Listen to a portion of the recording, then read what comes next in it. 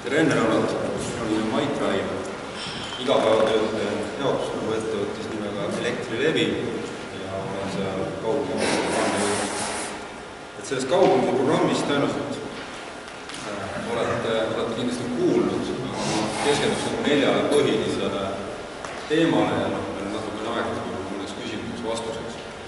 Ma räägin siis sellest, et millest kogu selline kaugmõõde arvestada kasutusele võtta on initsieeritud, kuidas meie seda teeme enda võrgus ja millised on siis need mõjud tegelikult nii tarbijatele, klientidele kui ka siis millist kasu on saamas siis võrguettevõtted.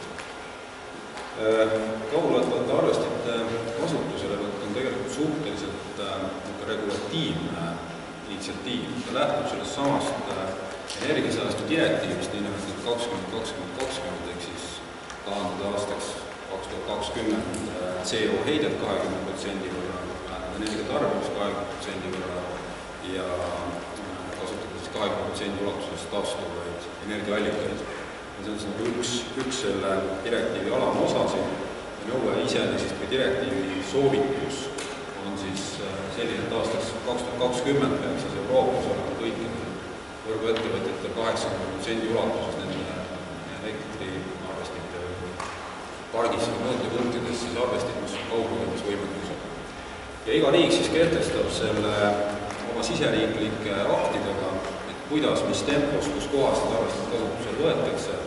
Eestis on selleks rakendusaktiks siis meie võrgueeskiri ja võrgueeskirja muudatus siis 2010. aasta suvest siis kehtestanud nõude võrguettevõtjatele omada kaugloetavat arvestit üle 63 ampri liitumispunktides juba eelmise aasta 1. jaanuarist ja ülejäänud mõõtepunktide osas on siis aeg 1. jaanuari 2017.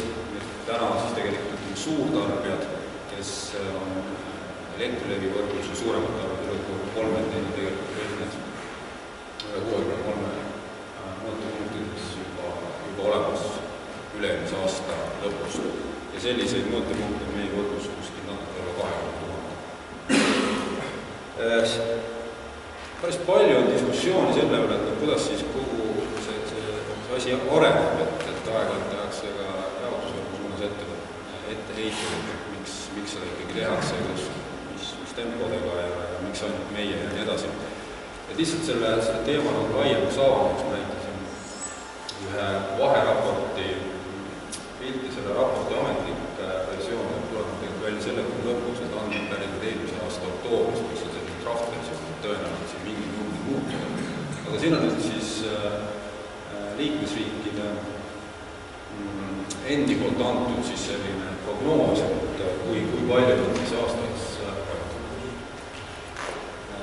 palju nad aastaks 2020 selle nõude täitmisega hakkama saavad. Ja tegelikult on Euroopas need mõõtepunktid umbes palju, tegelikult 190 miljonist mõõtepunktist nende riikide puhul, kes siis eeldatavalt selle 80% nõude ära täidavad. Ja on siis üks grupp riike, 7, kes siis tänase seisuga, kui teab, mis Portugal siin selle täidab ära, kes on siis oma siseriikliku plaani teinud sellise, et nad ei täida 20. aastast 80% nõuet. Suurim number on tegelikult Saksamaa. Ja tegelikult Saksamaa eelmise aasta sügisel tegelikult siis lõpuks ka see regulatsioon vastu võeti, et tempo nad ei täida seda nõuet, aga on paika pandud, et mis viisid siis reaalselt nende arvestite kasutusele võtta toimuma hakkab. Nii et Euroopa vaates kogu see kasutusele võtta on päris tempokalt käima läinud kõikides riikides. Nüüd, kuidas siis Elektrilevi on selles osas toimetanud, et ettevõtte siseselt me selle programmi algatasime 2010. aastal, siis oli juba enam-vähem selge, et see nõue 1. jaanuariks 17 neid arvesteid omada tuleb. Ja seda laadi projekti jaoks on 6 aastat täiesti normaalne aeg, rohkem kui 6 aastat.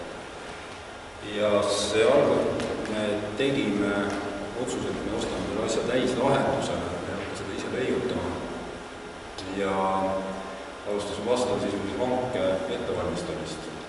Ja hanke dokument välis 2011. aasta suvel ja aasta hiljem jõudsime lepingu sõlmimisele. Hankel osalejaid kvalifitseerus 6 pakkujaid, reaalselt pakkumisi 4, nende hulgas siis edukaks Ericsson Eesti. Ja arvestades, mis täna paigaldame, need pärinevad sellised tootjad nagu Landis & Gyr, selle ettevõtte peakorteris Šveitsis, mõõteseadmete tootjate hulgas selline esimese kolmiku sisse kuuluv. Paigalduse töövõtud teevad Eesti alltöövõtjad ja IT-arendused on vajalikud IT-arendused on tehtud ka valdavalt tegelikult Eesti arendajate jõududega.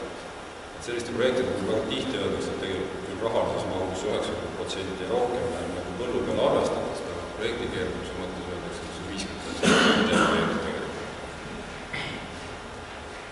Et milline on siis see lahendus, mida me kasutame, mida täna siis paigaldatakse, et see ülemine osa on siis tegelikult puhtalt selline kesksüsteemi ja kasutaja poole osa. Et mis on siis selle süsteemi nagu eesmärk, see, et saada kätte mõõteandmed kõikidest mõõtepunktidest ja edastada need siis müüjatele. Kui siin eespool näidati ka MKM-i esindaja poolt seda energiapilti, et siis mõõteandmete kokkukogumine ja müüjatele edastamise vastutus lasub võrguettevõtjale. Võrguettevõtja muidugi nende samade andmete põhjalt esitab ka võrguteenuse arved, aga müüjatele vahendab andmed võrguettevõtja. Ja siis võrguettevõtja roll ongi siis need andmed mõõtepunktidest kokku koguda ja edastada siis täna Eestis seda asja, mis AVP-ks viimajas, ehk mis andmemajandusplatvormile haldajas, tegelikult see asub Eleringi juures. Ja sinna edastatakse siis kõikidest Eesti mõõtepunktidest sõltumata sellest, kes on see võrguettevõtja, kes seda mõõtepunkti teenendab, andmed ja sealt omakorda siis jagatakse müüjate vahel, kes siis esitavad arve kliendile juba elektri eest. Seda ülesannet siis kogu see lugemissüsteemi high-end ots, mis on siis tegelikult põhimõtteliselt andmesüsteem, see on 5 olulisemat teenust, mis seal siis töötab. Kõige olulisem on siis andmebaas ise, kus siis korjatakse need mõõteandmed ja kust kohast neid edastatakse siis müüjatele. Lisaks sellele on erinevad teenused, mis on device management, seda on siis see haldussüsteem, millega hallatakse neid arvesteid, mis on kõikidel erinevad juhtimisteenused ja siis ka kommunikatsiooniteenused. Tegelikult kõikide nende arvestajatega võitakse püsti pidevalt kommunikatsiooni. Ja siis on teisel pool siis see kasutajate pool. Ja nüüd see on nähtav osa, mis need arvestid põllu või kõikide mõõtepunktides, et seal on põhimõtteliselt kasutatud 2 lihtsat tehnoloogilist lahendust, 90% nendest arvestajatest edastab oma andmed PLC-tehnoloogia, see on siis nii-öelda Powerline Carrier või Powerline Communication System, ehk et sedasama elektrikaablit, mis siis alajaamast toob toiti meie liitumise mõõtepunkti, sedasama kaablit kasutatakse ka andme edastuseks. Ja selliseid arvestada on meil kogu selles projekti mahus kuskil 90%. Ja nende arvestajate puhul siis alajaamad kasub selline seade kontsentraator ja sealt siis omakorda läbi GSM-võrgu edastatakse jälle kesksüsteemile. Ja väiksem osa arvesteid, need on siis 10% kogu võrgu arvestite mahust.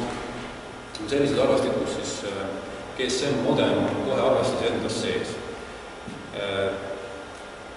See jaotus, kuhu milline arvesti tuleneb siis kahest asjaolust, on siis puht ökonoomiline, kui see kontsentraator on suhteliselt kallis seade võrreldes arvestiga, siis meie alajagamist on kuskil 24,500 ringis. See kontsentraator tuleb kaudu 10 600-sse ehk väikese klientide arvu alajagades ei ole lihtsalt see majanduslikult mõistlik valik.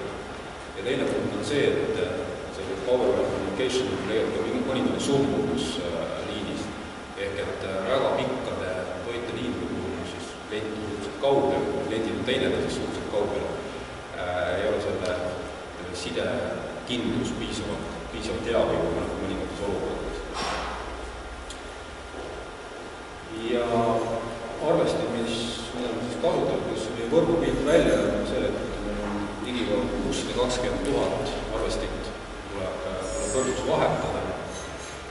Selle kuu lõpu seisuga on nendest arvestitest umbes 200 000 juba ära vahetatud, et see vahetus kõik pidev. Ja see jaotus, millised on need mudelid on siin tegelikult näha, põhiline erisus siis ongi, kus me kasutame ühefaasilist või kolmefaasilist, vastavalt siis see nii-öelda point-to-point ehk siis seda modemit arvestis endas oma versioon või siis PLC, mis siis räägib üle selle kontsentraatori alajaama, see jaotus ja siis on väga väike arv on vana pingesüsteemi kolmefaasilise arvesteid. Et iseenesest meie jaoks on hea võimalus unifitseerida nende arvestiparki. Ja nagu enne ütlesin, et neid alajaama siis koomisseadmed paigaldatakse, neid on umbes 10,600. Arvestid esialgu pannakse üles tavalise arvestini, kus sellise arvestini kõik on harjunud. Erisus võib-olla on see, et kõik arvestid on kohe konfigureeritud siis kahe tariifsetena, et siis öö ja päeva kogused loetakse eraldi. Ja me ei tee seal selles mõttes vahet, et milline pakett täna konkreetsest arvestikohas kliendid kasutab kahe tariifset või mitte. Põhimõtteliselt igaüks, kes selle uue arvesti saab ka siis jälgida tarbimist siis nii ööpäeva tariifis.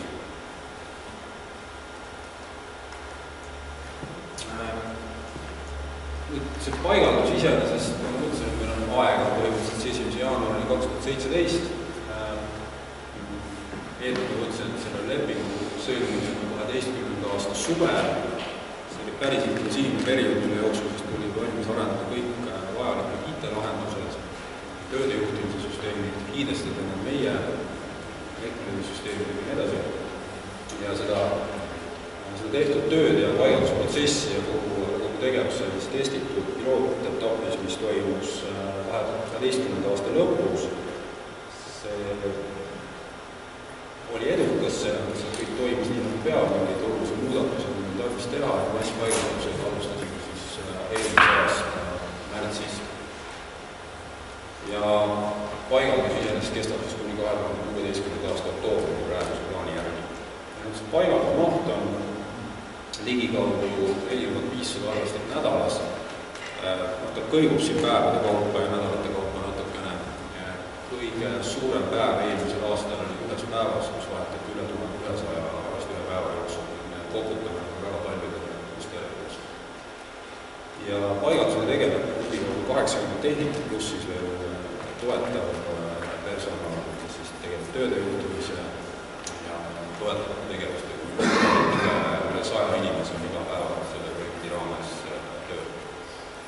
Kuidas paigaldus käib, siis meil on selline seadusest tulenev kohustus omada siis igas mõõtepunktis nõuetekohast arvestit, ehk see tähendab seda, et meil on seal arvesti, mis täidab taotluskohustust.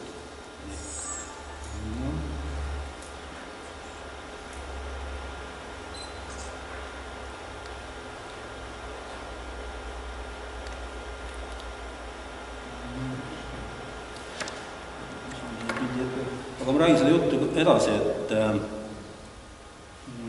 ehk et siis mida see tähendab, et nõuetekohane arvesti on siis see, millel on kehtiv taotlusperiood. Ja meil on seda vaba ressurssi, kus me saame valida, kuhu paigaldame kuskil kogu selle projekti jooksul umbes 55% ulatuses. See tähendab seda, et tegelikult peaaegu poolte arvestite osas aeg ette kirjutatud, millal peab tema olema vahetatud. Siin on praegu see paigalduse pilt eelmisest aastast, kuidas ta välja nägi. Kollased täpid on siis need, pidime vahetama sellepärast, et enam ei tohtinud seal arvesti olla, kuna tema tahab läbi. Ja nüüd siis see vaba ressurss on siin need helesinised, kus siis saate ja nagu piirkondlikku paigaldust ehk iga saate väga hästi, ükskõik millise massilise töö tegemine, mitte niimoodi juhuslikes punktides üle terve Eesti, mida siin näitab, ei ole ilmselt nagu kõige mõistlikum võrreldes sellega, et seda tööd teha piirkondlikel põhimõtetel ehk et katta järjest mingeid piirkondi. Aga täna on see jälle see tänane arvestipargi olukord kirjutab ette sellise paigaldusviisi. Ja eks see on natukene selline keerukas ja ebamugav.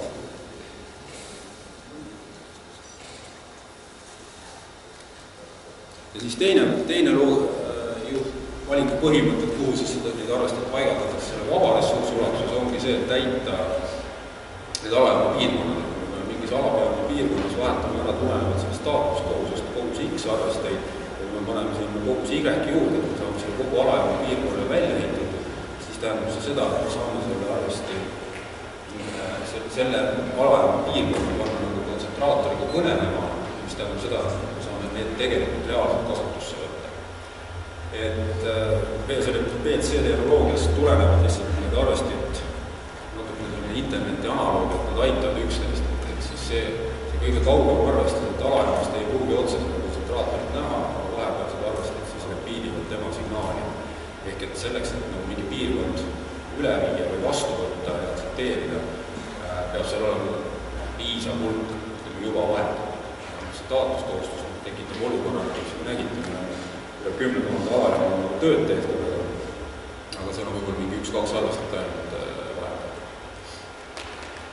Nüüd, mismoodi toimub siis see järgmine samm kaugkütmise üleviimine, et esimene on siis arvestab vahetus ja see üleviimine meie mõistes siis tähendabki seda olukorda, kus on klient ja seda näitamine teatrina, me saamegi deklareerida, et me oleme ise võimelised näidud ära tooma ja selle põhjalt saab toimuma kogu edasine arvestus kliendi suur.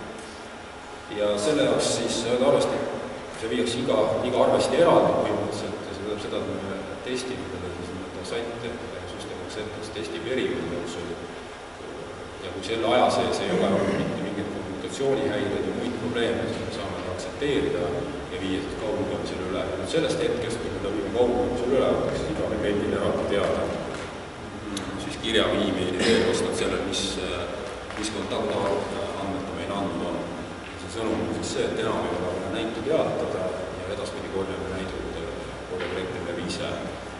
Ja see, et ei saa näitu teatada, see avaldab ka näiteks selles, et ei ole võimalik ise teenust seda näitu sisestada.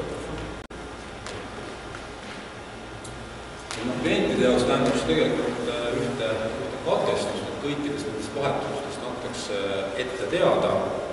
Juhul, kui on vaja kliendi kohalolus, siis lepitakse sellest kokku. Arvesti vahetus ise sõltuvalt sellest, kus kohas ja mis oludest seda vahetada tuleb. On kuni 30 minutit. Kortermajas nad tegelikult siin kiiremini 10 minutile saadakse hakkama selle katkestuse mõttes. Ja siis igas vahetusest jäetakse klientidega teatis, kus on siis kirjas see, et mis on mahavõtmise näidud, mis on uuamiste algnäidud, üldse selle teatise teisel küljel on tegelikult kasutusjuhe, kuidas siis selle uue arvestiga hakkama, kust kohast mida lugeda ja nii edasi.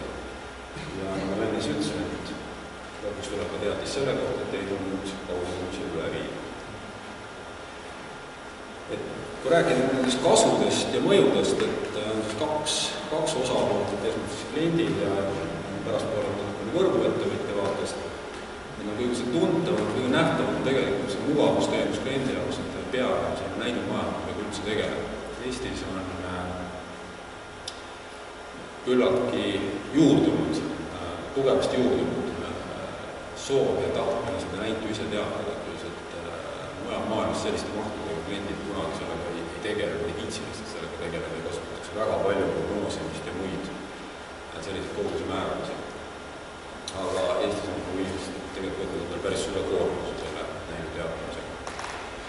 Ja teine olulisem koht ongi see, et ei kasutata enam mitte mingit prognoos näitab, et kogu arvestuse aluseks olev kogus on siis tegelikult reaalne tarvitatud kogus ja õigel ajal tarvitatud kogus. Õige ajal on siis see, et kes mis tunni tarbis, siis täpselt selle tunni hinnaga peale, kes vastab selle, milline leping siis müüaga on, talle kas arve esitatakse, ehk ei ole tüüpkoormuse graafiku aluste prognoosimine sinna saamast. Ja see on ka üks nagu nendest punktidest, mis on väga tugevalt olnud esitatud selles samas energia säästu direktiivi soovitustes või argument, et miks seda teed minna. Ma enne ütlesin, et Eestis nii suur probleem ei ole olnud, aga mujal maailmas on see, et väga palju kasutatakse prognoosimist ja keegi tegelikult täpselt ei teagi, mille eest ta vastus. See on reaalne tarbimisajalugu ja täpsem ülevaade oma tarbimisest, ehk et on olemas alusinfo tarbimisotsuste tegemiseks, tarbimisharjumuste muutmiseks. Põhiliselt saab see avaldada selles, kas nihutada enda tarbimist odavamatele tundidele ja võib-olla ka mõelda, kas üldse tarbida mingitel tundidele või kogustel. Ja kauge kadu on ka see, et meil tegelikult jaotusvõrgu vaates tekib parem ülevaade madalhinnaste võrgu olukorrast. Et tegelikult tõde on see, et ikkagi väga paljud alajaamad on täna automatiseerimata, mis tähendab seda, et tegelikult kui nüüd see teadmine selle alajaama taga toimub, on siis iniminterface, kes siis nagu helistab ütleb, kui on voolu või on probleem. Ja mõju eelkõige selle rikete vaates on see, et rikete likvideerimise protsess saab tänu sellele olema optimaalsem ja kiirem. Ehk et suurem arv klientidele saab tõenäoliselt kiiremini hinge tagasi rikete korral.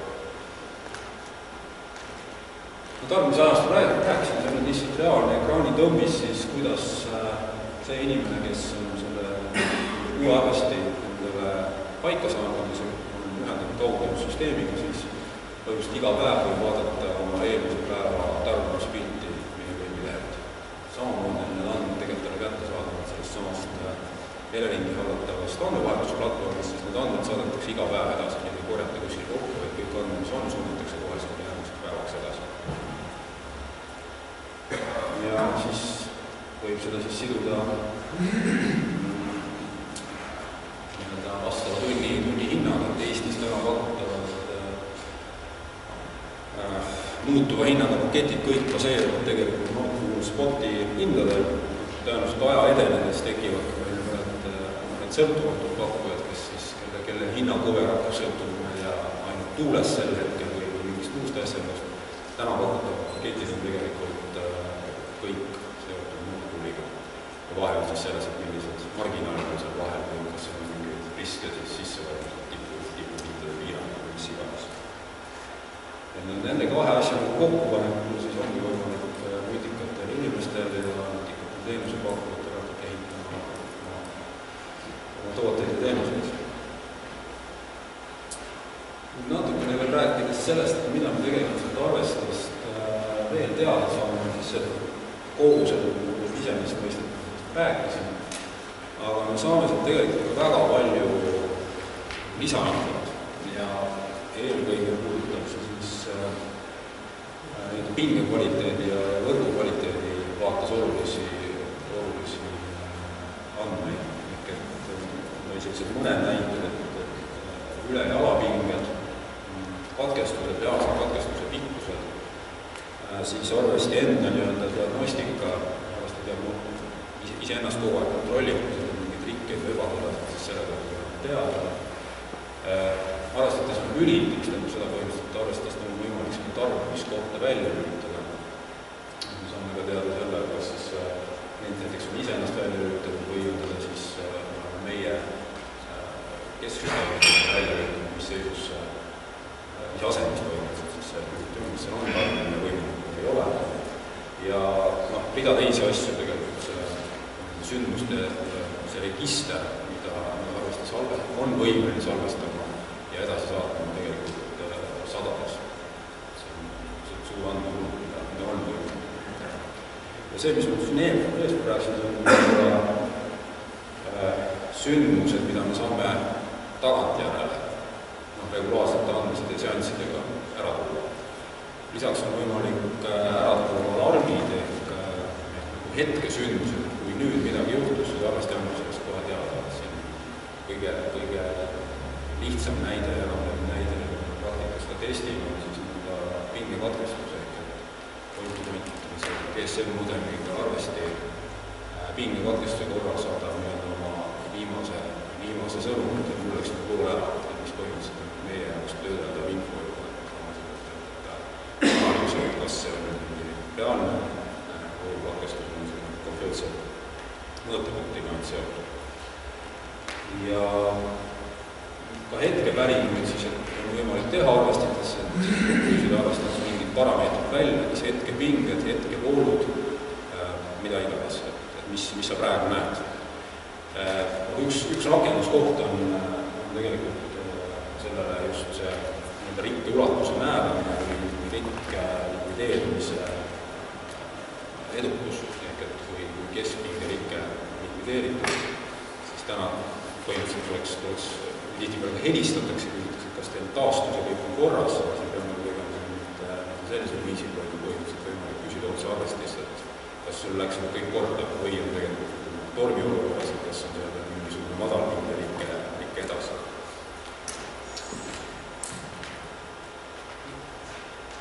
Ma mõtlesin, et need mõjud tulevad siis läbi selle, et meil on oluliselt selgem ülevaade enda arvestipaki seisukorrast. Tänasega võrreldes sisuliselt see ülevaade tuleb sellest, et keegi helistab, ütleb, et kui arvestab kilt eest kadunud või midagi rikkis, siis osaliselt saame seda juba automaatselt ise teada. Reaalne kokkuhoid lülitustoimingud, et ei ole vaja sõita enam kohale välja lülitamisteks ja taaspingestamisteks, vaid seda teha siis augelt. Nagu siin meest rääkisime, et mõõtepunktipõhised sündmused, lõikumised ja võrgu planeerimiseks, ütleme, sisendinfo ehk et tegelikult sellist ajaloost datat, et kuidas siis tegelikult see pinge olukord antud võrgusegmendis või alal. Ja rikki võrratamisest ma rääkisin. Ja lihtsalt siin nüüd ongi üks tõmbis arenduskeskkonnast, mis on väga üks võimalik variant, mida saab kasutada, et see põhimõtteliselt ülevaade sellest, et kuidas need arvesti antud alajaama fiidritesse jaotuvad, kui kaugel nad on, siin on praegu näitena toodud siis värvisignalisatsioonid, et siin hetkel see arvesti on registreerinud selles ajaperioodis, et on visanud, tal on olnud näiteks ülepinget mingil ajahetkel. Ja sellisel viisil on võimalik siis visualiseerida võrguosi ja teha sealt mingeid järeldusi ja otsuseid selle kohta, et on mingid pingeprobleemi alad ja seda kinnitavad ka arvestajatest tulnud. Samamoodi on siia võimalik siis kõige põrnada need arvestajad, mis siis kas ei ole nähtavad, kas välja lülitatud kliendi poolt või on seal mingi rikke, mis iganes. Põhimõtteliselt on võimalik saada päris täpne ülevaade kogu võrgust lõpuni välja, siis selle hetkel, kus me oleme vastu tehti.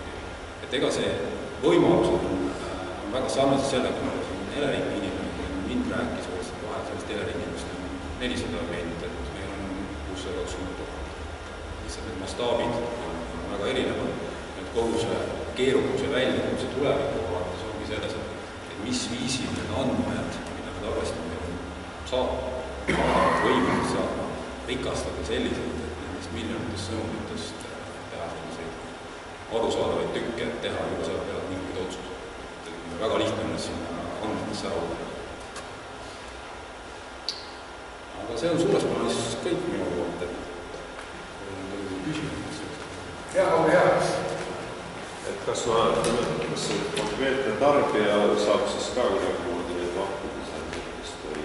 Ja, no näiteks see on reaalne pilt elektrilevi-eelist. Näiteks mina näen, et mul on suvile kuskil 300 kilomeetri kaugusel, kas ma võin siis vahtida ka neid andmeid saada? Jah, täna seda arvestat ei ole, seda tõenäoliselt saate vaadata seda kuujaotust, nii nagu te ise olete näite teatanud. Et selle järgi, aga lihtsalt seda väiksema regulatsiooni ei ole. Täna toimub. Ja teine asi see, et minu teada Soomes on praegu niimoodi, et saab tarbida seal, tähendab, reguleerida oma tarbimist selle järgi, et kui kõrge see hind on, et siis ma lihtsalt ja suuremat tarbijat taha ja nüüd läheb hind kallimaks, ma tõmban ära, et on mingi tunni aja hinna järgi nagu arvestus, kas see on ka plaanis või ei ole? Jällegi, see ongi reaalne tunni tarbimine. Kui palju mingile tunnile reaalselt see tootluspunkt on tarbitud ära. Ja nüüd selle otsuse tegemine, et ma näiteks ütleme kunagi üle põhimõtteliselt seda kogustunni tunni peal raske juhtida, et tõenäoliselt on nagu maksimaalselt amperaaž palju mingi tunnil ma amperaaž on. Aga arvesti selles mõttes ei juhata seda, arvesti loeb selle täpselt kokku, see tark otsus jääb nagu selle inimese või kas ta on mingi teenusega liitunud, kus talle mingite prioriteetide järgi öeldakse, et sellise hinna puhul ma olen nõus loobuma sellest seadmest ja ma ise lülitan sealt seadmed välja. Et seda kombinatsiooni arvesti juhtimine. Meie loeme targad tulemused kokku. Ja kas selline teenus on võimalik üldse, et ma saan nagu kasu midagi sellest? On küll.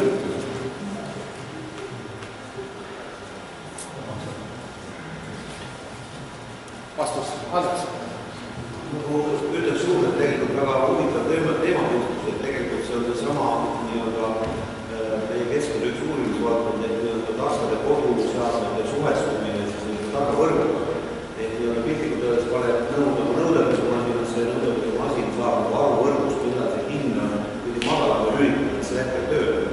Et selliseid lahendusi teadustegevuse plaanis praegu on nagu olemas, aga ma ei oska öelda, kas nad Eestis rakendatavad, aga teoreetiliselt võimalik sul on kogu see kodumajandamine, mis seadmete park on valmistunud sellise automaatikasüsteemiga, mis tunnetab ära selle võrgu mitte ainult selle võrgu tarbimise, vaid ka selle võrgu hinna ja sellest siis sõltub lülitamine sisse loomulikult erinevad funktsioonid. Pesumasinad seda mingisugust 8 nädalas ootab, kui hind läheb või alla, aga täitsa teoreetiliselt võimalik. Isegi teoreetiliselt on tegelikult praktikud olemas, et on juba kodumasinate tootjad osaliselt sellised konsortsiumid kokku pannud, et tegelikult protokollid, et mis viisil need seadmed on valmis omavahel rääkima, on juba enam-vähem kokku lepitud. On küsimus, et see, et kus kohas nad saavad seda sõnumit, et mina nüüd võin käima minna ja ma ei või. Et selle, kuhu nad on nii testatud?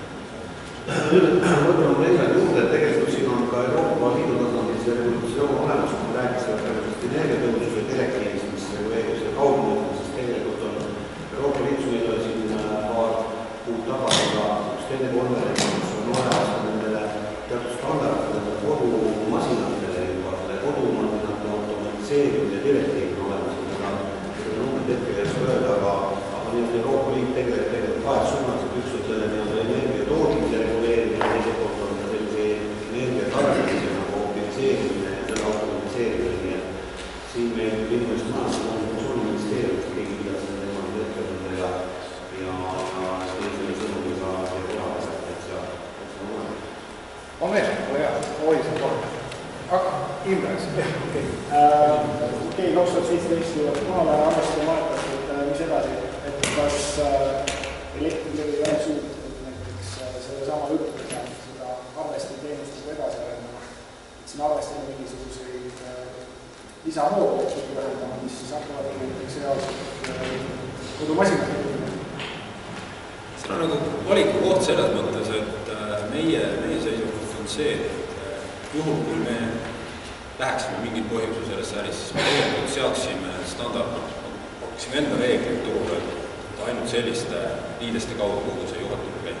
Kui me vaatame arvestit elu ja tsüklit, see on tõenäoliselt kuskil 16-20 aastat, siis tegelikult me kuidagi teistpidi seoksime võib-olla mitte kõige nutikama lahendusega tarbijad ära, ehk me võime siduda partnerplatvormi, kus tegelikult tulevikuvaates ei ole võib-olla üldse kasulikud. Pigem me jätaksime selle turu vabadele toimetajatele lahti ja loeme tulemused kokku, mis saavutati. Ehk et seda juhtimist teeksid tegelikult ikkagi teenusepakkujad, kes on võimelised väikese hinna eest pakkuma selle sobiva keskseadme, mis on võimeline rääkima elektripakkujate hinnaennustustega ja mida iganes. Et me tegelikult sellega, kui me hakkame ise seda juhatama, see on tegelikult parem innovatsiooni hinna. See on tegelikult meie lähtekoht. Ja teine kord on see, et see eeldab ka spetsiifilist arvestust, mis tähendab seda, et me peaksime panema siin jälle natukese kallima arvestamine, see interface on küljes või midagi sellist. Ja jällegi, et kui palju on lõpuks nüüd kasutajaid, kas panna see kõigile, lasta see võrgutasust kinni maksta ja seal on päeva lõpuks mingi 10 kasutajaid. Tegelikult on lähenemus see, et me loeme tulemused kokku ja jätame innovatsiooni vabale turule ja konkurentsi. Aga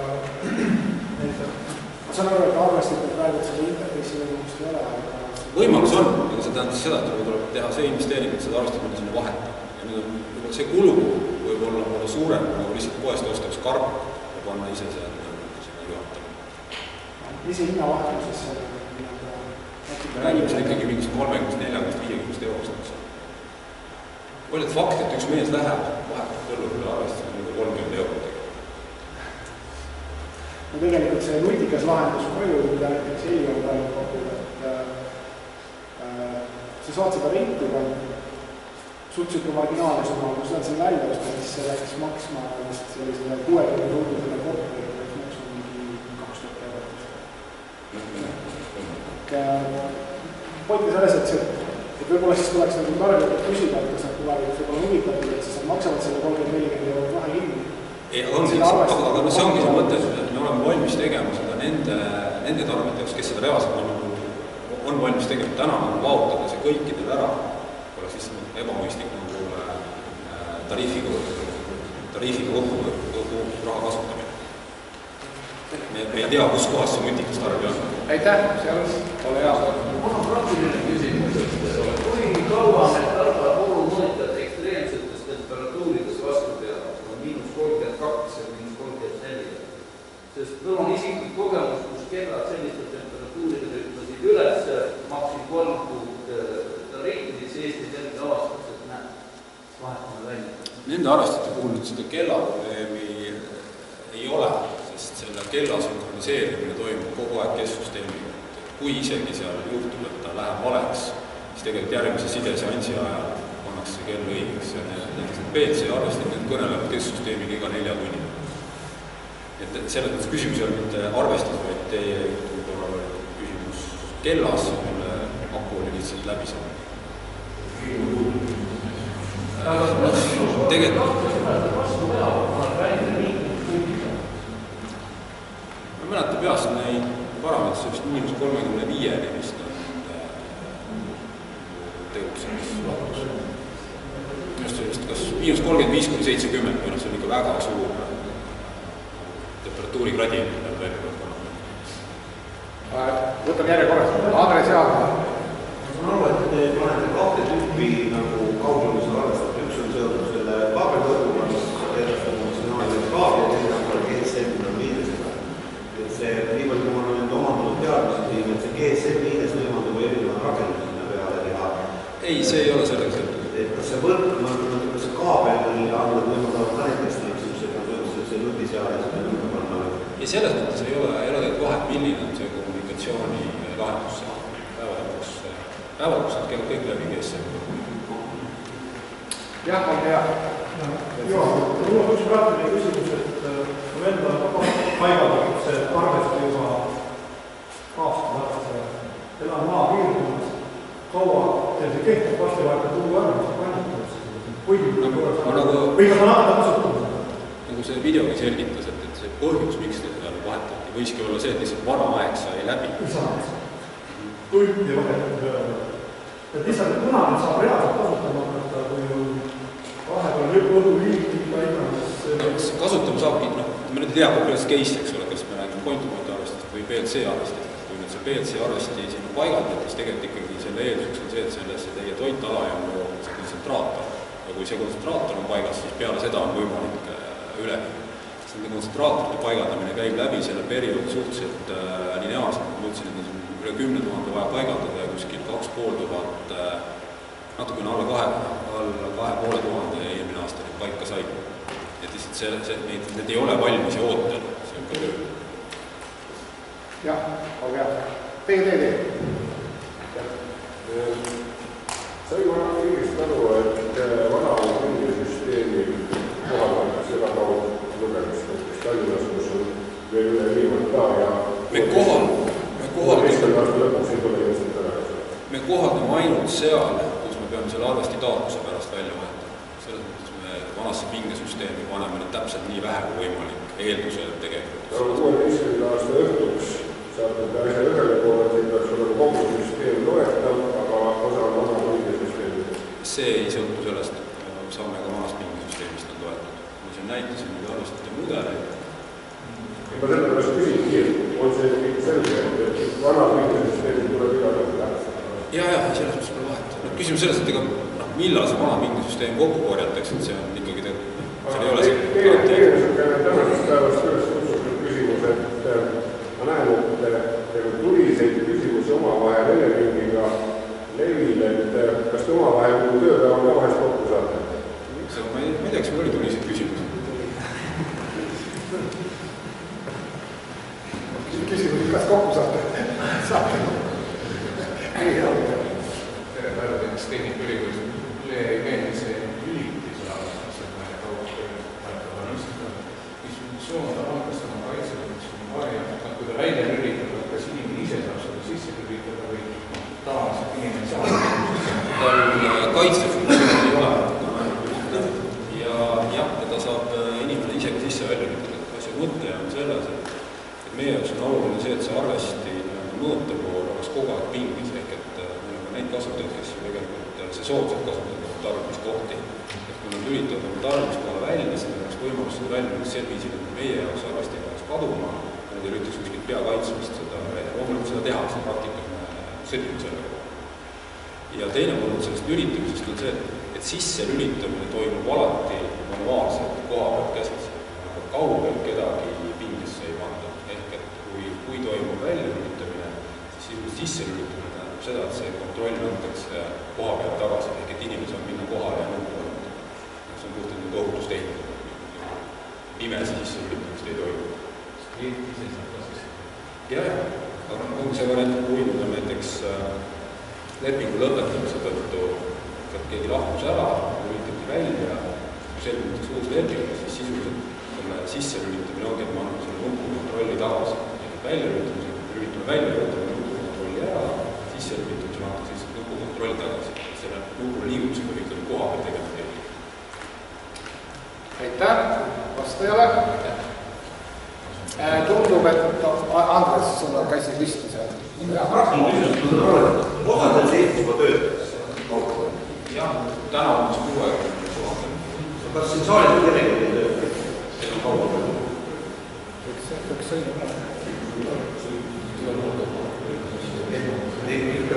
Ikkagi enamusel ei tööta? Nagu ütlesin, et... Enamusel ei ole paigaldatud? Enamus ei ole paigaldatud.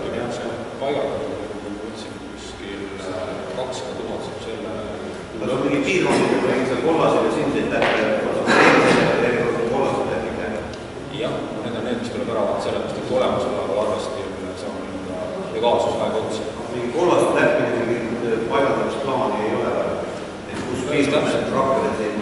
Asi ongi selles, et nad ei ole midagi naased, täiesti mingisuguse vägi, täpid tuleb täiesti uus. Üks peab mingi aastane Tallinna, teine peab... Ei no nii kui see asi, see ikka tehakse optimaalselt. Seda ei oleks kõige kinni. Aitäh!